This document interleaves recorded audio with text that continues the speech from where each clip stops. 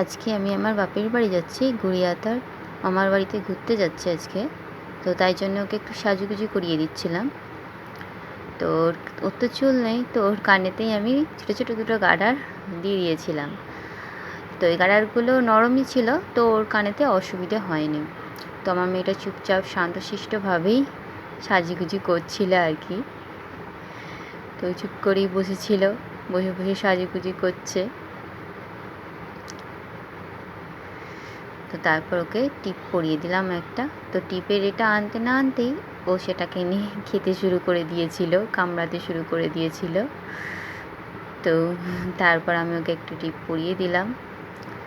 তো আমার গুড়িয়া সোনাকে কেমন লাগছে অবশ্যই জানাবেন, আমার সোনা মেয়েটাকে কেমন দেখতে লাগছে।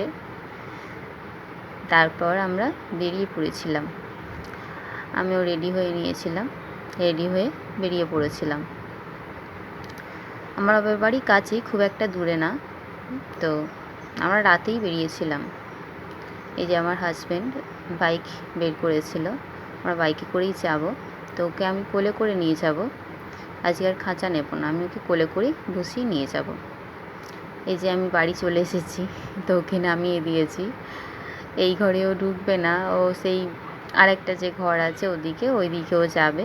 তো ওদিকে ওর মাসিমণির ঘর, মাসিমণি থাকে ওখানে। তো ওদিকেই ও ছুটেছিল, সেই দিকেই, তো সেদিকেই দৌড় লাগিয়েছে।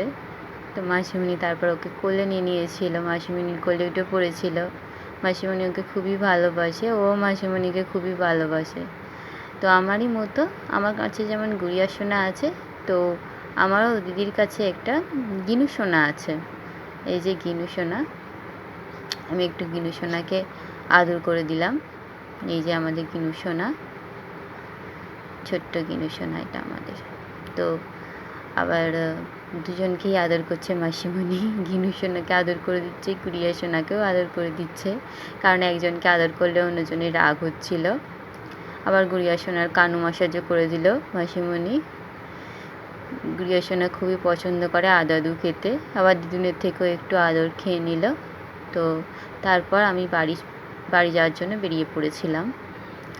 তো বাড়ি চলে যাব এবার আমি। এই যে আমি বাড়ি চলে এসেছি। ভিডিওটি ভালো লাগলে অবশ্যই একটা লাইক করে দেবেন আর চ্যানেলটা সাবস্ক্রাইব করে দেবেন।